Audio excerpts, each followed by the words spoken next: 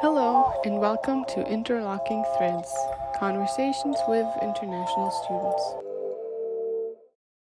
This is going to be a short introductory episode where we introduce our team and what this project is about. And then, throughout the next weeks and maybe months, we will be posting conversations with international alumni from around the world. My name is Annika, and with me are Lynn and Rihanna, two members of our team. Lan, who is another member of our team, could not be with us today, and she has been helping us a lot in preparing for this project, so we want to introduce her as well. I will begin by introducing Lynn, and then she will share more about the three of us in a little bit. So, Lynn is the person who, through her years of experience, came up with the original idea for this project, which we will share more on later. Small liberal arts college, where she had worked for 30 years. Through her position there, she always had many international students work for her and with her. I was one of those students. When I first arrived on campus to begin my studies, I heard that there are jobs with the events department, and as an international student, I needed to find an on-campus job as soon as possible. So I immediately went to Lynn's office and was warmly welcomed by her, and even before I started my classes, I started working for her. As for many other students, Lynn very quickly became much more than an amazing boss. She became a friend, a mentor, and someone that you could always count on. This is especially important for international students, as most of us don't have any family in the country, and we're often in need to just talk to someone or needed someone to stand by our side through any of the challenges that going to school and being in a foreign country can bring. Lynn made sure to let us know that we can always contact her if we have any problem, and when we did, she listened to our problems, held space for our emotions, and did everything she could to be there for us and help us. In her position, Lynn was a powerful matriarch who was on top of all her student workers and wouldn't let people get away with slacking off. However, she did it with a kind heart and understanding, and we all trusted her and respected her immensely because of it. Lynn was and is a blessing for all of us, and I consider myself extremely lucky to have had someone like her during my undergraduate years. So this is how Lynn got to know many international students, their stories and their struggles, and how she came to believe that these experiences, stories, and struggles need to be shared, as it is so important for all of us to learn from each other through our stories. Lynn did more than just come up with an idea. For years, she listened with an open heart and an open mind. She learned from and processed the stories of students from all over the world. She built connections and collected knowledge that we now can use to bring this project into existence. Lynn is the reason all of us can now come together through this project to share with each other and create community. So thank you very much, Lynn, and I will pass it on to you to continue the introductions. Thank you, Annika. We have 3 people on our production team. Lon, who, as Annika shared with you, is unable to be with us today. She's a 2020 graduate with a degree in human development and social relations and global management. I knew of Lon more than I knew or worked with her as much as a student, but Lon's reputation as a videographer I was very much aware of. I primarily also knew Lon as a leader on campus, a team member of the Holt Prize competition, and the film editor for the first ever Stories of Earlham convocation, which was presented in film, photos, and oral presentations. So when you are presented with the offer of Lon helping you with a project that requires film editing and creativity, you know you will receive quality, thoughtful, professional work. So I enthusiastically welcome Lon to the team. We then have Rihanna. Rihanna is a 2019 graduate with a degree in sociology and anthropology. I knew of Rihanna as one does of students at Earlham because we were a small institution and you get to know most of the students one way or another throughout their time at Earlham. But it wasn't until later in her time at Earlham that I got the pleasure of getting to know and work with Rihanna on a one-on-one basis. Earlham has a tradition of a week of activities centered around the subject of peace and justice. And Rihanna was the coordinator of that annual Peace and Justice Week. She knew enough to start to work months ahead of the week of activities, and this is when she came to me for some help with mentoring on the week of activities. Throughout the months of working and advising Rihanna on the process of events management, I quickly saw how creative and quick to grasp concepts of events management she was. Every week she'd come to me with a list of questions, ideas. She thoroughly researched every recommendation of a speaker or activity to make sure it fit the theme of the week, the budget, the space, the timing of the event within that week.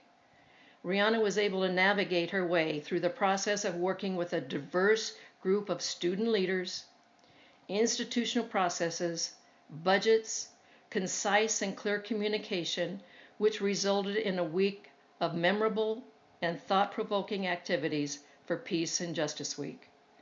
It was then with great enthusiasm when Rihanna offered to be a part of this team. There's no way I was going to say no.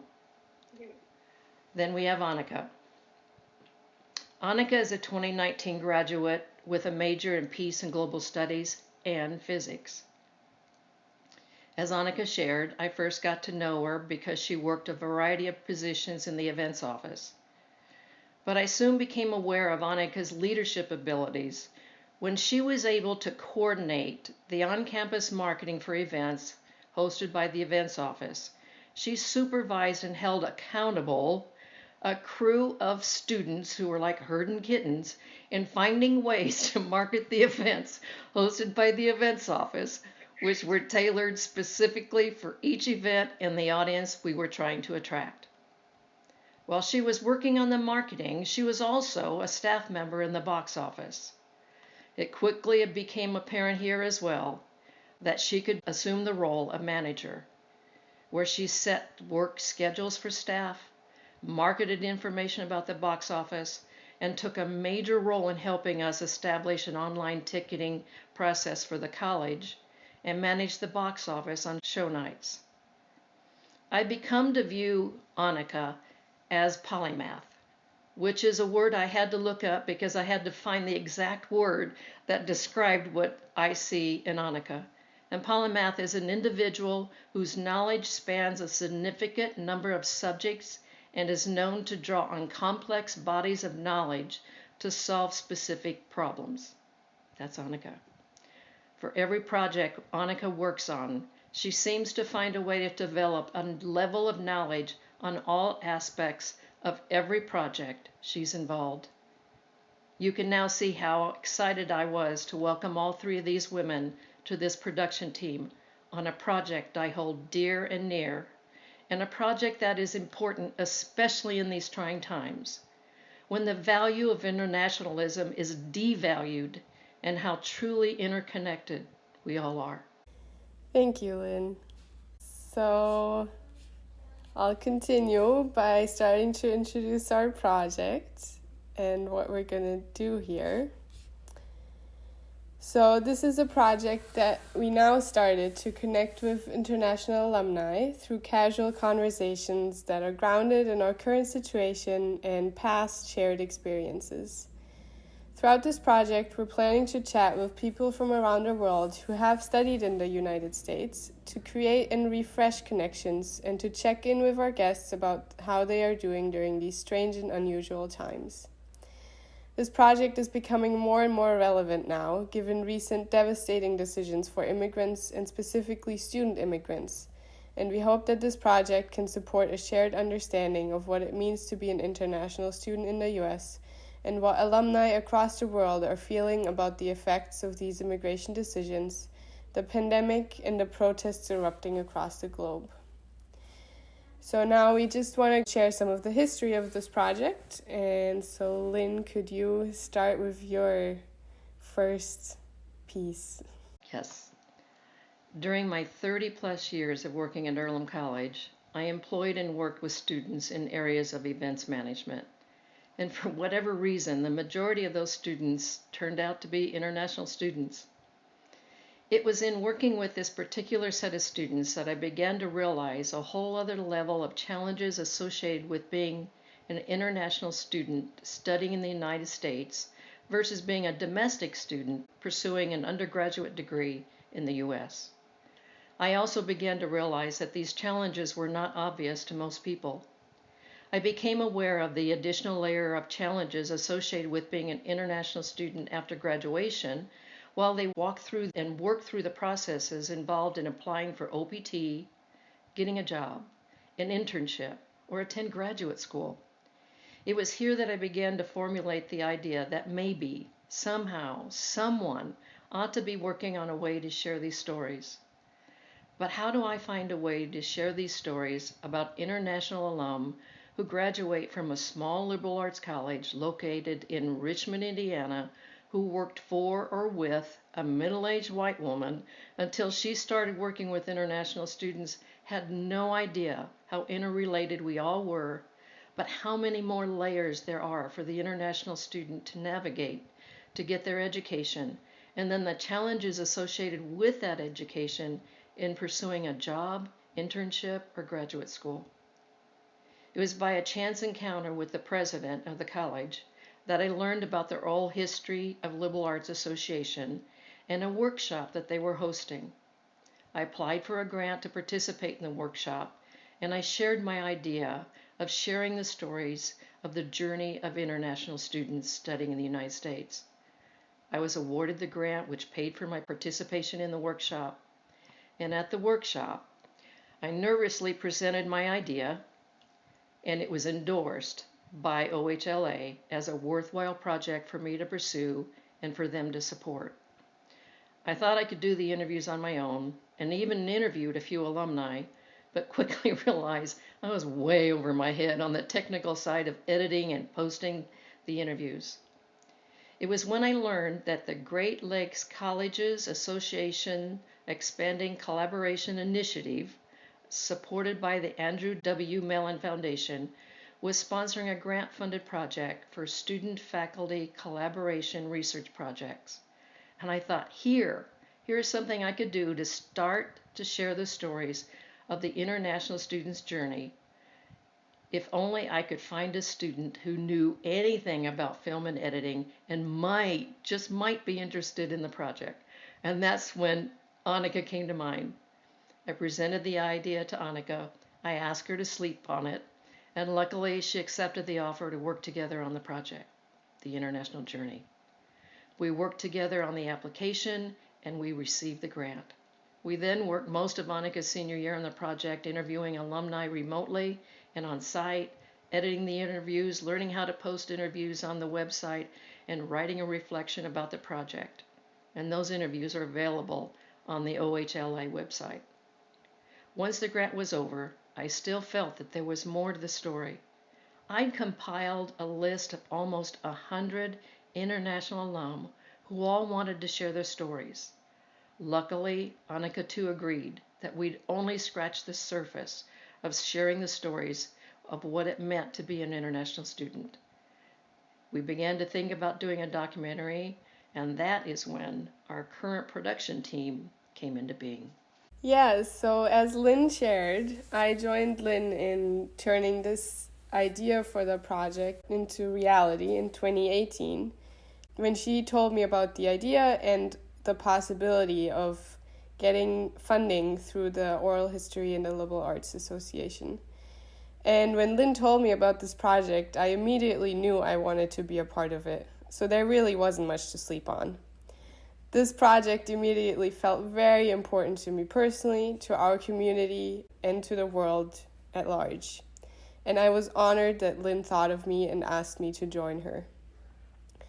So Lynn and I applied for the Mellon Fellowship from the Oral History and Liberal Arts Association, and we received the grant, and they supported us immensely to get this project started. At that time, the project was called the International Journey. And throughout my senior year, we were busy preparing the project and then interviewing the alumni. So the first incarnation of this project began in 2019, and Lynn and I interviewed 6 alumni: Ash, Bita, Dorte, Fadi, John, and Karim. Some of these interviews were done in person and others were done virtually through Zoom. Each of the interviewees at that time shared their story, where they came from, their experience of coming to the US for their undergraduate studies, and how Earlham and the relationships they formed during their time at the college have had an effect on where they are now. And if you're interested in hearing these stories, we will post a link to the repository of these interviews in the description.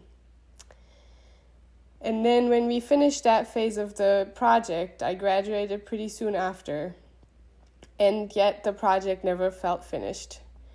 From talking to Lynn, I knew that both of us felt that this needs to be continued, and I very much wanted to continue to be a part of it. And with all the stress and life transitions that graduation brings, I had to kind of put it on the back burner for a while. And that's when Rihanna and Lan came into the picture, and I was very excited that together we would be able to continue this project. So Rihanna, you came into the project in the spring of 2020 after I graduated and the first phase of the project was completed, and when Lynn and I both felt that it wasn't the end of the road. So could you tell us a little bit about the continuation at that time? Yeah, absolutely. Thank you, Annika. So yeah, I remember meeting Lynn outside of the EHOA parking lot, and I was picking up boxes that I had stored with her on my off-campus program, and this was my senior spring. And I was just having a conversation with Lynn, and I had heard about the oral history project through Annika the year before because I lived with her senior year, my junior year. But this was the first time that I was hearing the project from Lynn's perspective when she had picked it up after Annika had graduated. And she had just come back from an interview in New York, and she had a conversation with an alumni, and it was really at that point, as Lynn said before, that she needed technical help. And it was a moment where I instantly thought of Lan and her editing skills. I was like, Lan would be perfect for this project. And I had recently started to think about production, especially through documentary. And so that was a moment where I had offered, well, I know someone and I'm also interested. So I reached out to say that we were interested in participating in the continuation of this project. And so we started to think about this project in a larger scale of things through a larger documentary project. And so at that point, our team had grown from 2 people to 4 people. So Lynn, Annika, Lan, and myself. So in January, this team started working during the 2019-2020 academic year on how to expand this project and collect the stories through a documentary. So a lot of the questions were, okay, what regions are we going to hit in the US? Are we going to be in the Southwest? A lot of conversation of who are we going to interview? How do we cluster? How are we going to fund this? Because it was looking at a pretty big budget to take flights somewhere, the equipment for recording and all these things. So it was a pretty big scale. So in March, the world changed rapidly, and with it, our plans for this project. So the project was put on hold for a while due to COVID, and we weren't sure how we were going to continue to do this project without being able to travel. And as each of us were processing the pandemic within our own lives, we also kept having this idea of that the international alumni, the international community, are also struggling in similar ways during this time. And it was probably the most relevant time to have these conversations with the international community, creating a connection in a time of crisis and forming that community connection during a time of isolation. So finding a podcast platform allowed us an opportunity to fit new circumstances. And so we decided that these conversations would be perfect in a podcast platform that would fit this new time. So during the pandemic, the US government has also made several decisions that impact international alumni and students, and we feel that it's the most vital time to hear from this community. And our hope is that by empowering these narratives of international alumni and other alumni and students in similar situations, we will be able to bring these different experiences and build both common knowledge and support during this time. So this is why we've gathered together again in a new idea that fits the current moment. And so we are moving ahead with this project virtually through Zoom, reconnecting with alumni through casual conversations that are grounded in the current situation and past and shared experiences. And the alumni we speak to are at different stages of their lives, and these conversations are relevant at different age groups. So I do believe our intention is there, and it will be really exciting to see what this project develops into after each conversation. And so it's very much the very beginning stages. So we hope you enjoy listening to the alumni conversations, and if you have any feedback, please let us know. And I'm really glad we were able to do this introductory episode, so thank you. Thank you very much. I'm very excited to get it started. And I as well. It's time and it's relevant. So I appreciate everybody's help.